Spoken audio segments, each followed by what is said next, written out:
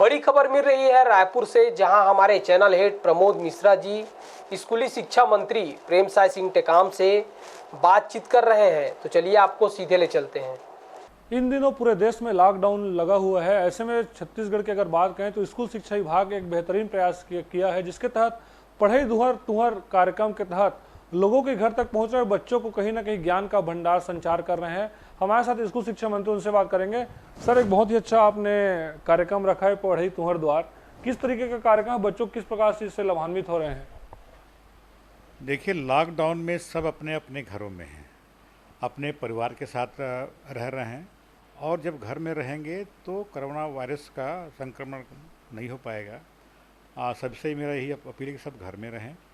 और तो इस घर में रहने से जो बच्चे जो कि परिवार के साथ रह रहे हैं, और हमारा स्कूल लगभग 1 महीने से बंद है और आगे भी बंद रहेगा, क्योंकि 30 तारीख से स्कूल की छुट्टी हो जाती है। तो ऐसे समय में पढ़ाई किस प्रकार से की जाए, क्योंकि बच्चे पढ़ाई में पीछे न रहें, उनकी पढ़ाई अनवरत जारी रहे। तो इसके लिए स्कूल शिक्षा विभाग ने एक नया ऐप डेवलप किया है, cgschool.in। उसके तहत उसमें पंजीयन होगा, बच्चों का भी पंजीयन होगा और शिक्षकों का भी पंजीयन होगा। उसके साथ के बाद घर बैठे अपने मोबाइल से, अपने संसाधन से उसकी पढ़ाई कर सकते हैं। टीचर उसमें अपना लेक्चर देंगे, तो उसमें अपने सुविधा अनुसार से कितने बच्चे कब कितना पढ़ाई करना चाहते हैं, तो सभी जो उसमें जो जिनका पंजीयन होगा उसमें जो उनके लेक्चर, उसके विषय, कौन विषय में का वो देना चाहता है। अभी तक लगभग 12 लाख बच्चे का पंजीयन इसमें हो चुका है, और लगभग 50,000 करीब कॉलेज के बच्चों का पंजीयन हो चुका है, और लगभग 1.5 लाख स्कूली शिक्षकों का भी पंजीयन इसमें हो चुका है। तो ये अच्छा, इतना इसका चर्चा हो रही है, और माननीय मुख्यमंत्री जी ने इसका शुभारंभ किया। और माननीय मुख्यमंत्री जी ने कहा कि अगर जहाँ हिंदी भाषी राज्य लगे हुए हैं, अगर उनके बच्चे भी अगर उसमें पढ़ना चाहते हैं तो उनका भी स्वागत है। हमसे केंद्रीय जो मानव संसाधन मंत्री का भी पत्र फ़ोन आया था कि इस छुट्टी के दौरान में किस प्रकार से पढ़ाई आप संचालन करेंगे, सुझाव हो तो दें। तो हमने जो यहाँ पर किया है उसका हम लोग ने पत्र के माध्यम से उनको भेजा है, ताकि हमने इसका शुरुआत किया है।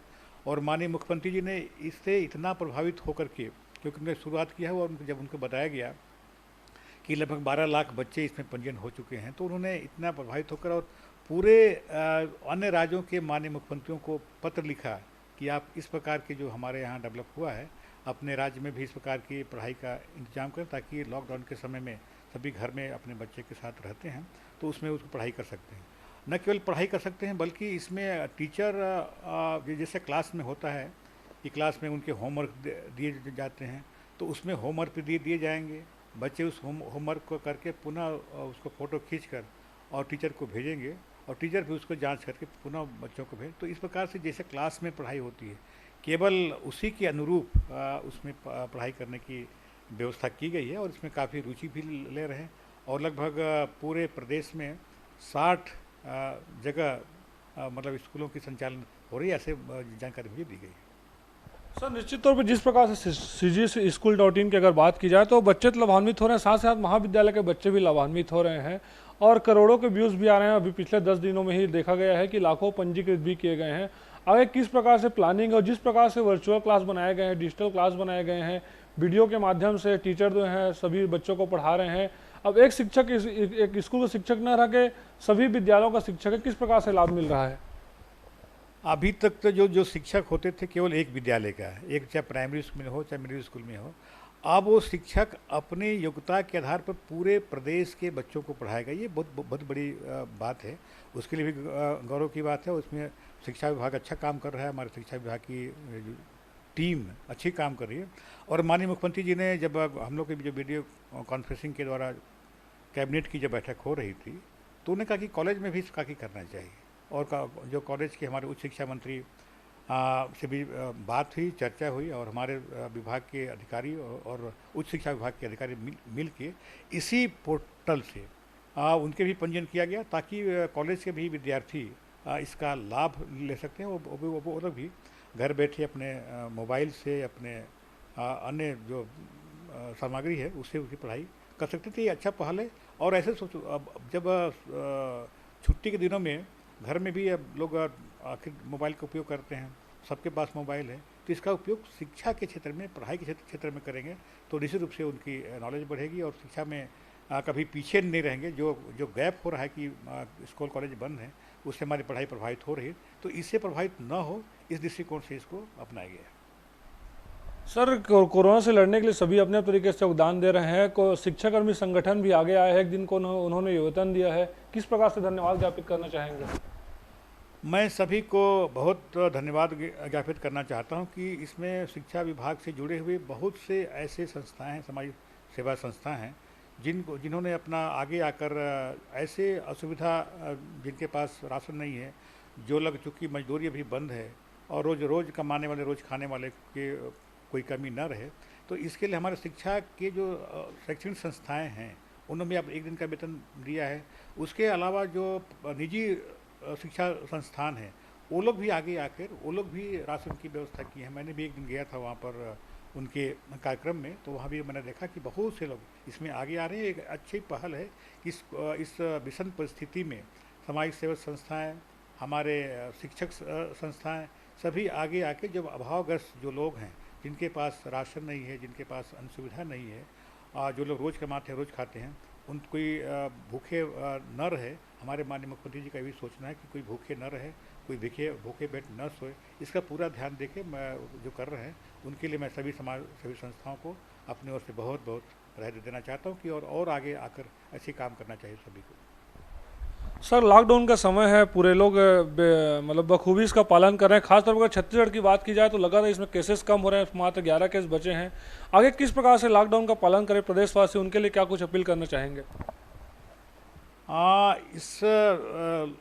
जो कोरोना से लड़ने के लिए जो लॉकडाउन किया गया है, सबसे पहले हमारे यहाँ किया गया और हमारे मुख्यमंत्री आदरणीय भूपेश बघेल जी की विशेष पहल रही है। उस समय तो लगा कि अपने यहाँ तो है ही नहीं, अपने यहाँ क्यों कर रहे हैं, लेकिन उनकी सोच बहुत आगे की रही और उसी का परिणाम रहा है कि आज देखिए हमारा प्रदेश सुरक्षित है।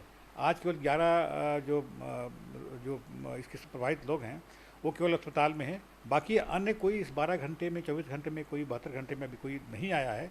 तो इस बात का संकेत है कि हमारे यहाँ भी इसका प्रभाव कम होता जा रहा है। बाकी अन्य राज्यों की तुलना में देखें तो हमारे यहाँ की पोजीशन अच्छी है। ये माननीय मुख्यमंत्री जी आदरणीय भूपेश बघेल जी की दूरदर्शिता का परिणाम है कि थोड़ा सख्ती शुरू में किया तो इसका परिणाम अच्छा रहा है। कई जगह सख्ती बाद में की है, जब वहाँ कोरोना के जो संक्रामक वहाँ पे आ गए तो उसका कुछ उतना लाभ नहीं मिला। तो हमारे प्रदेश के नागरिकों को भी बहुत बहुत धन्यवाद, क्योंकि गांव में जितना लॉकडाउन का पालन किया गया है, आज गांव में ना तो वहाँ पूरे बोर्ड लगाकर और पेड़ गिराकर वहाँ पर इस बात को करें कि भाई न गांव में कोई आएगा और न गांव से कोई जाएगा। तो जितना ज़्यादा प्रभाव गांव में है, अब आज देखें गाँव में आप केवल 27-28 जिले में केवल 5 जिले ऐसे हैं जहाँ जो प्रभावित है, बाकी जिले इससे बिल्कुल प्रभावित नहीं है और इसका सख्ती से पालन किया जा रहा है। जो भी लोग जहाँ मजदूरी का काम कर रहे थे यहाँ आए और यहीं उनको रखा गया। जो जैसी स्थिति में जहाँ पर है उसको पूरा यहाँ पर रखा गया है और उनकी पूरी देखभाल, उनके राशन का, उनके पानी का, उनके दवाई का सारा सुविधा का इंतजाम किया गया है। और अन्य प्रदेशों में भी के लोग भी यहाँ पर रुके हुए हैं, उनको भी पूरा ध्यान रखा गया है कि कहीं मूवमेंट न करें, जिससे कि इस महामारी से निजात पा सके। सभी लोग घर में रहें, सभी लोग सुरक्षित रहें और अनावश्यक रूप से इधर उधर न जाएं, केवल आवश्यक कार्यों को छोड़कर। बाकी अगर सभी लोग घर में रहेंगे, अपने परिवार के साथ रहेंगे, सुरक्षित रहेंगे, कोरोना से बचाव का यही मात्र एक उपाय है। तो ये थे हमारे साथ स्कूल शिक्षा मंत्री प्रेमसाय सिंह टेकाम जी, जिनका कहना है कि जिस प्रकार से बच्चे लॉकडाउन के समय घर में हैं तो उनका समय का सदुपयोग कराना हमारा उद्देश्य था और इसी उद्देश्य को लेकर हम आगे बढ़े हैं। कैमरामैन भूपेश तांडा के साथ प्रमोद मिश्रा, मीडिया 24 न्यूज़, रायपुर, छत्तीसगढ़।